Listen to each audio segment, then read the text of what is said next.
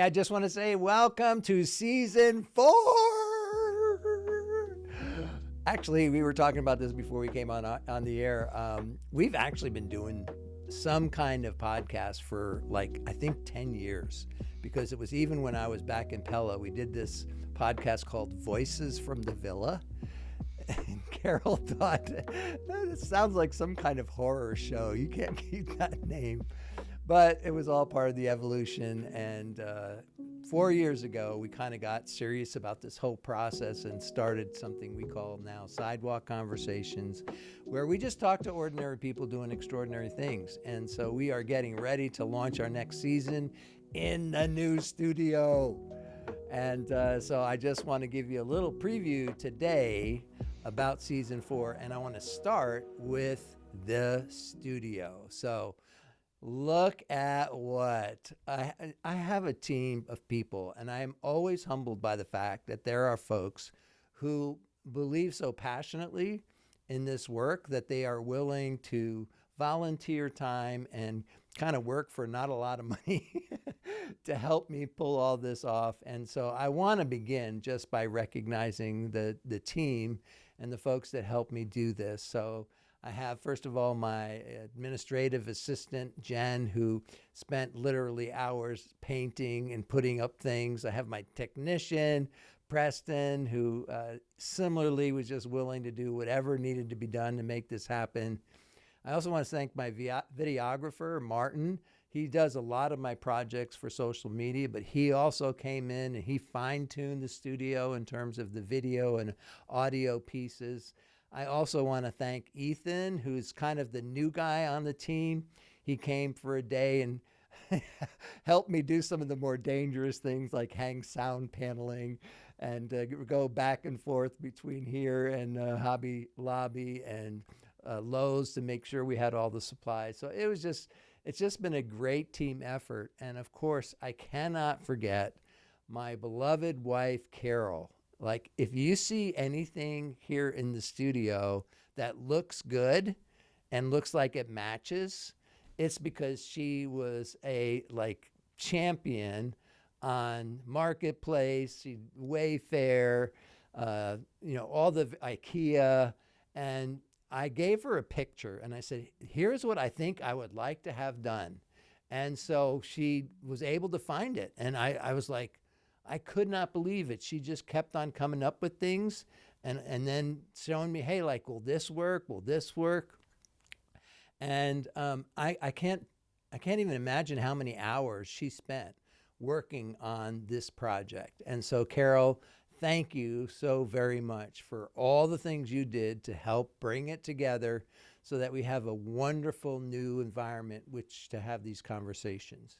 In fact, that might be a good thing to share a little bit about, because when we were kind of in the process of thinking what we needed to do with this space, we realized that one of the things that's kind of happened over the last few years is that we've evolved from a more what I'd call formal interview style to something that would take place hopefully in a living room over coffee, just friends talking. And so we wanted the studio space to reflect that new emphasis and vibe. And I think we got there. I think we did it. And so thanks to everybody who made that possible from the pragmatic side. And at the same time, I also want to say a thank you there were some sponsors and donors who said, hey, when they heard about this project, said, hey, we want to help make that happen. We'd like to donate some money. And so I want to say thank you to Wendy Sweats. These chairs are a product of her contribution. I also want to say a thank you to Jennifer Nichols. She had somebody I had back in the college days, and she was one who said, I want to try and help as a kind of payback for the things that you provided during my college years. And so she made a very generous contribution as well. And then there's Mike and Leanna. These are people that we just met recently at a conference. We were sitting kind of close to each other. We just turned to each other and we realized we had so much in common. And we started hanging out. We had dinners together. And then when they heard about this podcast, they said, hey, what can we do to help? And they also made a great donation. And you're going to be hearing from Leanna, who has just an amazing story of God's redeeming grace in the midst of hardship. In fact, she's going to be one of our guests here in the first month of Sidewalk Conversations. I also want to kind of give you a little tour of the specifics of maybe some things that when you look at it on your phone or on a computer, you may not be able to see real clearly, but I think they're kind of cool little additions. And so first of all, I want to kind of bring our attention to this space right here. So you notice the bureau, which when Carol showed me this on the internet, I was like, I'm not sure that, but of course I have to listen to her because she has proven time and time again, when she pulls things together, they all match, they all look good. And so this was one of her suggestions. And then we thought, we can't keep the black sheep out. So we got to figure out a way to put the black sheep out there. And so if you've been part of this conversation from the early days, you know that part of what we want to do is we want to be able to say, hey, if you feel like you're a little bit outside the norm or you want to kind of think through a different grid, you may be a little bit of a black sheep, we welcome you. And so that's kind of been our little mascot, I guess you'd say. And then some of you may remember that a couple years ago I put together a book of poetry and photography, the Black Sheep Diary. So that's here. And then this is our new painting that signals what we're doing here with a sidewalk conversation. And so I had a little survey on the Sidewalk Conversations Facebook page. We had a couple of different options and just said, hey, you guys tell me what you think reflects best on the vibe that we're trying to create here in the studio and what we can use as kind of a hint at what we are doing in these sidewalk conversations. And so this was the one that won, and my administrative assistant Jen pulled it all together, made sure it came in on time, and so that's the painting that you're going to see in our drawings or in our interviews. And then behind me, we also have one of my favorite black sheep pictures. Because I think that one of the hallmarks of the person who has that like black sheep mentality is they're willing to stand against the grain. Like when everybody else is willing to jump over the edge, the black sheep says, wait a minute.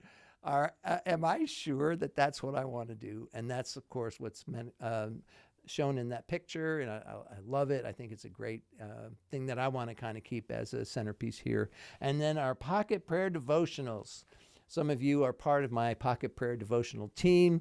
You've either bought the devotional as a 365-day book, or you're part of the text stream that I put out every morning. And so we're giving a little shout out to the Pocket Prayer group by posting those or having that on display here as well. So that gives you a little overview of what we've done in the studio. I want to give you also a little preview about what you can expect in the next couple of weeks. I have 3 guests that we have been waiting to bring some of these people on for a really long time. First of all, we have Rebecca. Rebecca is somebody who was back in season 1. She is an entrepreneur. She's written a great book called Lost Girl. And she has a great company, and we're going to spend some time talking about entrepreneurship. Like, what does it mean to start something and stay with something? And I'm very excited about having that conversation. Then week 2, we're going to have Amy Hooper, and she is a person who is quite creative. She's a great musician, and we're going to talk about creativity. We're going to talk about music. We're going to talk about what it means to write music and to take a risk to put your stuff out there. And so I'm very excited about having Amy.